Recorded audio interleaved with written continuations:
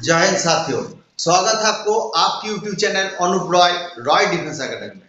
आज हम आपको जो लाभ और हानि का पार्ट 8 पढ़ाएंगे। इसमें हमने जो लेसन पढ़ाना शुरू किया, हर प्रकार के क्वेश्चन किया मैंने, और जितने भी लेसन है ये नहीं पूरे के पूरे लाभ और हानि का है, अलग अलग क्वेश्चन पेपर है जो कि एसएससी जीडी 2025 के लिए बहुत ही महत्वपूर्ण है। तो आज जो इस लेसन में सिर्फ लाभ और हानि का क्वेश्चन कराएंगे और लाभ और हानि का अलग अलग प्रकार के क्वेश्चन होंगे इसमें।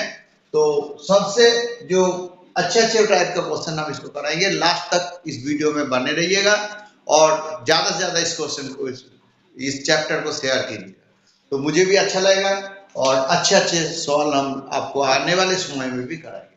तो देखते हैं पहला क्वेश्चन में क्या है।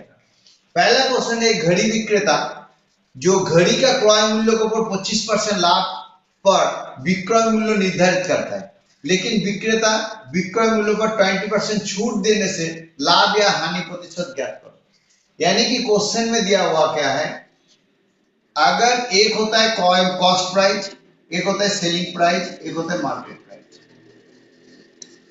देखिए, कॉस्ट प्राइस और सेलिंग प्राइस क्रय मूल्य और विक्रय मूल्य के ऊपर प्रॉफिट एंड लॉस डिपेंड करता है, और सेलिंग प्राइस और मार्केट प्राइस यानी कि अंकित मूल्य बोलता है, अंकित मूल्य पर डिस्काउंट देता है। डिस्काउंट यानी कि छूट देता है। तो विक्रेता जो है 25% किसी क्रय मूल्य पर, अगर मान लो किसी क्रय मूल्य है कितना रुपया, 25% लाभ, 25% लाभ का मतलब होता है क्रय मूल्य अगर 100 रुपया है तो उसका 25% लाभ मतलब 25 होता है, और जोड़ने से क्या होता है 125 रुपया। 25% लाभ अगर होगा, 25% का मतलब होता है 25 और लाभ होगा तो इसको 125 रुपये, और उस पर क्या होगा जो विक्रय करता है निर्धारित करता है। लेकिन विक्रेता क्रय मूल्य पर 20% छूट भी देता है, यानी कि 20% छूट अगर देता है तो 125 का 20% छूट का मतलब होता है ये जीरो काट दिया, इसके साथ इसको काट दिया तो 5 हो गया, इसके साथ इसको काट दिया तो 25 हो गया, यानी कि 25 रुपया। 125 रुपया से आप डिस्काउंट दे दिया तो -25 हो जाएगा, तो रह जाएगा 100 रुपया। यानी कि 100 रुपये का कॉस्ट प्राइस और 100 रुपया विक्रय मूल्य हो जाता है। तो टोटल इसको 100 रुपया का चीज खरीद के अगर 100 रुपये में बेचता है तो उसमें ना तो प्रॉफिट होता है ना लॉस होता है। ऑप्शन डी इसका आंसर होता है। लेकिन हम एग्जाम में ऐसे प्रोसेस से नहीं करेंगे, हम इसको इस प्रोसेस से नहीं करेंगे। हमने इसको किस ढंग से करेंगे, इसको करने के लिए हमने ये फॉर्मूला लगाएंगे, plus minus A plus minus B plus minus A B बटा 100 और इसका परसेंटेज। यहाँ पर कहने का मतलब है पहले लाभ है, लाभ होगा तो प्लस होगा, प्लस 25, और फिर उस पर डिस्काउंट देता है, डिस्काउंट तो -20, और प्लस और माइनस हिसाब करने से गुणा करने से माइनस होता है। ए बी मतलब होता है 25 इंटू 20 बटा 100%, यानी कि ये दोनों जीरो इसके साथ काट देंगे, इसके साथ इसको काट देंगे तो 5 होगा, और इसके साथ इसको काट देंगे तो 5 होगा, यानी कि +25 -25 को अगर करेंगे तो +5 होगा, और ये माइनस है -5 होगा, तो कुल मिलाकर के 0% होगा। कुल मिला करके ये जो है 0% को दर्शाएगा। तो ना तो लाभ होगा ना लॉस होगा। हम इस ट्रिक से करेंगे इस क्वेश्चन को।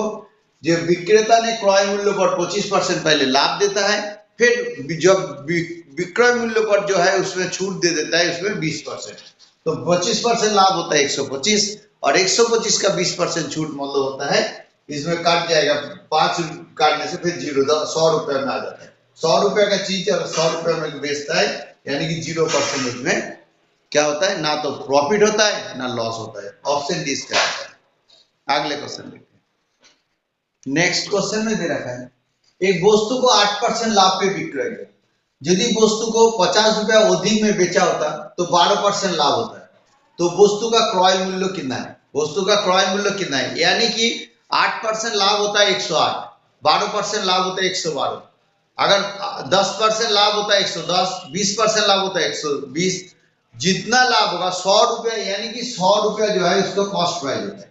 अगर लाभ होता 12% लाभ होगा तो 112 होगा, जितना परसेंट लाभ होगा बढ़ेगा, अगर 12% लॉस होगा तो यानी कि 88, इस तरह के होगा।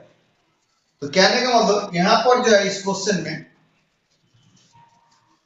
दे रखा है 8% लाभ में, ये भी 8% लाभ, ये भी 12% लाभ, यानी कि प्रतिशत का अंतर कितना है, 12% माइनस 8%, यानी कि 4% का अंतर। और ये जो अधिक का कम हमेशा अंतर को डिफरेंस बताते हैं, यानी कि इसका अमाउंट का वैल्यू कितना है, 50 रुपए, यानी कि 1% का अंतर होता है 50/4, और 100% कॉस्ट प्राइस होता है तो 50/4 इंटू 100, इसके साथ इसको काटेंगे तो 25 होगा, तो 25 को गुणा करके 125, 1250 रुपए होगा इसका आंसर, 1200 ऑप्शन सी इसका आंसर। नेक्स्ट अगले में दे रखा है 4 वस्तु का विक्रय मूल्य, यदि 5 वस्तु का क्रय मूल्य का समान हो तो लाभ या हानि प्रतिशत ज्ञात करो। इस क्वेश्चन में क्या है, जब वस्तु की बात आता है तो हमेशा विक्रय मूल्य के ऊपर डिपेंड करता है। अगर हम 1 रुपया में 3 लेबू खरीद कर 1 रुपया में 2 लेबू बेचते हैं तो रुपया समान रहता है, तो नींबू का जब बात आता है तो 3 बेच खरीद लेते हैं, 2 बेचते हैं, यानी कि 1 का प्रॉफिट होता है।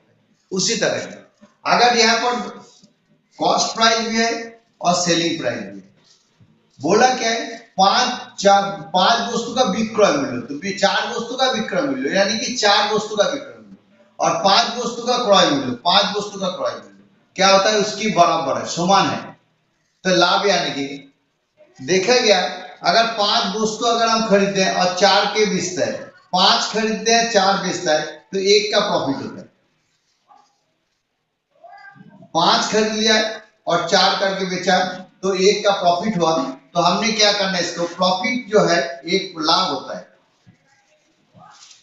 पूछा है लाभ प्रतिशत क्या है, लाभ प्रतिशत होता है जितना लाभ होगा उसको लिखेंगे, और ये सेलिंग प्राइस के ऊपर डिपेंड करता है, सेलिंग प्राइस 4 प्रतिशत के लिए 100, यानी कि इसके साथ इसको काटेंगे 25, लाभ होगा 25%।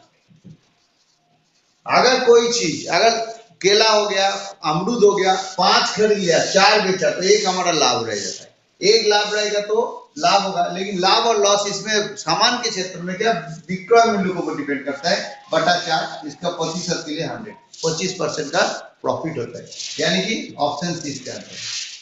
नेक्स्ट एक क्वेश्चन है, एक व्यक्ति 400 नारंगी खरीदकर 320 नारंगी बेचता है, तो लाभ या हानि को ज्ञात कीजिए। ये भी उसी प्रकार का क्वेश्चन है, ये वस्तु की बात किया, पैसा का बात नहीं किया, यानी कि इसका अगर हम लिखेंगे कॉस्ट प्राइस लिखेंगे, सेलिंग प्राइस लिखेंगे, यानी कि 400 नारंगी का जो कीमत है और सेम कीमत में 320 नारंगी बेचता है, दोनों वस्तु है, तो यानी कि इसका क्या लाभ होता है, कितना लाभ होता है, 80 लाभ होता है, 80 लाभ होता है। तो लाभ प्रतिशत मतलब होता है 80 लाभ होता है, किस पर लाभ होता है, सेलिंग प्राइस के ऊपर लाभ होता है, 320 पर लाभ होता है, प्रतिशत के लिए 100, इसके साथ इसको काट देंगे, आगे 8 4 8 32 4 है, इसके साथ इसको काट देंगे तो 25 होगा, यानी कि 25% इसमें लाभ होता है, 25% इसके अंदर लाभ होता है। अगले क्वेश्चन में दे रखा है, किसी वस्तु को 672 रुपए में बेचने से 12% लाभ होता है, तो वस्तु का 562 रुपए में बेचा जाए, यदि वस्तु को 562 रुपए में बेचा जाए तो कितना लाभ होगा या हानि होगा।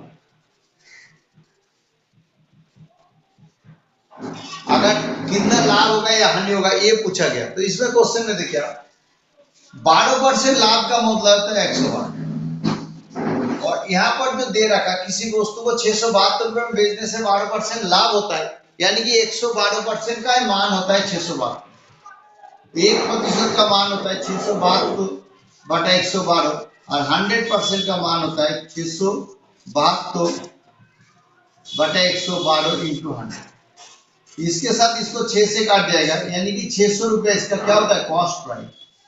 अगर इसको 572 600 का माल अगर 562 रुपए में बेचेगा तो लॉस होगा, ज्यादा दाम में खरीदा और कम दाम में बेचे तो हानि होगा, तो हानि कितना है 600 रुपया माइनस 562, अगर ये दोनों रुपया से माइनस करेंगे तो 8 हो जाता है, और ये 6 के साथ 38 रुपीज होगा, यानी कि ऑप्शन 20 का आंसर है। क्वेश्चन को देखिए, एक विक्रेता किसी वस्तु पर 10% छूट देने के बाद 20% लाभ कमाता है, तो वस्तु का क्रय मूल्य 450 रुपए है, तो अंकित मूल्य क्या है? अंकित मूल्य होता है मार्केट प्राइस। मैंने आपको पहले ही बोला, जो कॉस्ट प्राइस होता है या सेलिंग प्राइस के ऊपर होता है, इस पर लाभ लॉस डिपेंड करता है, और डिस्काउंट हमेशा अंकित मूल्य पर दिया जाता है, या कभी कभी विक्रय मूल्य पर भी डिस्काउंट देते हैं। तो हमने इसी प्रकार करेंगे, तो सबसे पहले लिखेंगे कॉस्ट प्राइस, फिर लिखेंगे सेलिंग प्राइस, फिर अंकित मूल्य यानी कि मार्केट प्राइस। दुकानदार ने 450 रुपए में खरीदा, क्रय मूल्य कितना है? 450 रुपए। तो 450 रुपए उसने पहले 20% लाभ कमाया। कितना परसेंट लाभ कमाया? 20% लाभ। 20% लाभ मतलब होता है 450 का, यहां करता है 450 का 20%, पूरा लिख देते हैं 120 बटा 100, ये दोनों जीरो काट देते हैं। 45 को 12 से गुना कर देंगे, 45 को अगर 12 से गुना किया तो 45 गुना 90 और 1 45, यानी कि 0 4 5, 540 रुपये, 540 रुपये, 540 रुपये। 20% लाभ, 20% प्रॉफिट, 20% प्रॉफिट मतलब होता है 120। तो हमने इसका 120 के हिसाब से निकाल दिया, तो 540 रुपये। उसके बाद दुकानदार ने क्या किया? 10% छूट दिया। छूट किस पर दिया? अंकित मूल्य पर दिया। अंकित मूल्य हमने पता नहीं, जो चीज पता करना है उसको ऊपर रखना है। तो हमने 540 के ऊपर 100 लिखेंगे, नीचे 10% छूट मतलब 90 लिखेंगे, यानी कि इसके साथ इसको काट दिया, 6 9 54 काट दिया, इसको हो गया 600 रुपये, यानी कि 600 रुपये अंकित मूल्य था। 10% इस पर छूट दिया, 10% डिस्काउंट दिया, फिर इस पर 20% का प्रॉफिट कमाया, तो क्रय मूल्य 450 रुपया और विक्रय मूल्य हो गया 600 रुपया। ऑप्शन सी इसका आंसर। नेक्स्ट क्वेश्चन, मूल्य 80 रुपया है, उस पर 10% छूट दिया जाए तो 24 रुपया में कितने केले मिलेंगे? पैसा नहीं पूछा, वस्तु पूछा है। इसमें ध्यान रखने वाली बात है, आगे हम आपको बताएंगे। यानी कि छूट जो है हमेशा अंकित मूल्य पर दिया जाता है, एक एसपी है और एक मार्केट प्राइस है। तो बोला गया मार्केट प्राइस कितना? 80 रुपया। तो 80 रुपया का 10% छूट, 80 रुपया का अगर 10% छूट मतलब 10 बटा 100, ये दोनों काट दिया तो यानी कि 8 रुपया, यानी कि इसका सेलिंग प्राइस -8 कर देंगे तो 72 रुपया हो जाता है। 80 रुपया है और ये भी 72 रुपया है। 80 रुपया का अंकित मूल्य था, 10% छूट दे दिया, यानी कि 72 रुपया में उसने 1 दर्जन केले खरीदा। 1 दर्जन केले का मतलब होता है 12 केला। 12 केले पूछा क्या है? कितने केले मिलेंगे? जो चीज पूछता है उसको हम राइट साइड में लिखेंगे, तो हम लिखेंगे 72 रुपया में 12 केले मिलते हैं। अगर 72 में केले मिलते हैं तो 1 रुपया में कितना? 12 72, और 24 रुपया में कितने केले मिलेंगे? 24 रुपया में मिलेंगे 12 बटा 72 इंटू 24। इसके साथ इसको काटेंगे 6, इसके साथ इसको काटेंगे 4 6 24, यानी कि 4 केले मिलेंगे। ऑप्शन है इसका आंसर। नेक्स्ट को मैं दे रहा है, गोपाल ने एक सेल फोन खरीदकर उस पर 10% लाभ लेकर राम को बेच दिया। राम 10% नुकसान पर पुनः गोपाल को बेच दिया। तदनुसार पूरे सौदा में गोपाल लाभ हुआ या हानि हुआ? गोपाल ने क्या किया? 10% लाभ ले लिया, फिर राम को बेचा, और राम ने दोबारा गोपाल के पास आ गया, दोबारा गोपाल के पास आ गया, यानी कि कोई भी चीज अगर 100 रुपया का है तो 10% लाभ, उस पर 10% लाभ मतलब 10 रुपया होता है, जोड़ने से कितना होगा? 110 रुपये होता है। 100 रुपये के ऊपर 10% लाभ होगा तो 110 रुपये होगा। और उसने क्या किया? ये गोपाल ये है, राम को बेचा, राम को 110 में बेचा, 110 और राम पे 10% नुकसान किया। 10% नुकसान मतलब होता है 110 का 10% का कितना हो जाता है? ये परसेंट काट के ये दोनों काट देते, यानी कि 11 रुपये। तो 110 से 11 माइनस कर देंगे तो 99 रुपीज होता है, यानी कि 100 रुपया में गोपाल ने खरीदा था और राम ने फिर वापस गोपाल को बेचा, यानी कि 99 100 माइनस 99, यानी कि 1 रुपया का नुकसान हुआ, 1 रुपया का हानि हुआ। ये इसका 1% का हानि हुआ, इसका आंसर होता है। लेकिन एग्जाम में हम ऐसे नहीं करेंगे, एग्जाम में हम उसी फॉर्मूला को यूज करेंगे। फॉर्मूला यही है, जब लाभ होगा तो प्लस होगा। गोपाल ने क्या किया? गोपाल का लाभ हुआ ना नहीं हुआ? गोपाल का क्या हुआ? गोपाल ने क्या किया? इसको माइनस लाभ हुआ तो +10, हानि हुआ तो -10, फिर प्लस माइनस माइनस 10 इंटू 10 बटा 100 टोटल के ऊपर परसेंटेज, यानी कि ये दोनों जीरो काट देंगे, ये काट देंगे तो -1% हानि होगा, तो गोपाल का 1% का नुकसान होगा। ये होगा इसका आंसर। आज के लिए बस यहीं तक कराया मैंने। मुझे उम्मीद है मेरा वीडियो जो है मैंने बताया इसमें तो आपको समझ में आ गया होगा। अगर मेरे वीडियो अच्छा लगता है तो लाइक करना, ढेर सारे शेयर करना, ताकि आप शेयर करने से हमें भी मोटिवेशन मिलेगा और अच्छे अच्छे वीडियो डालने का भी उत्साह मिलेगा मुझे। Thank you and have a nice day.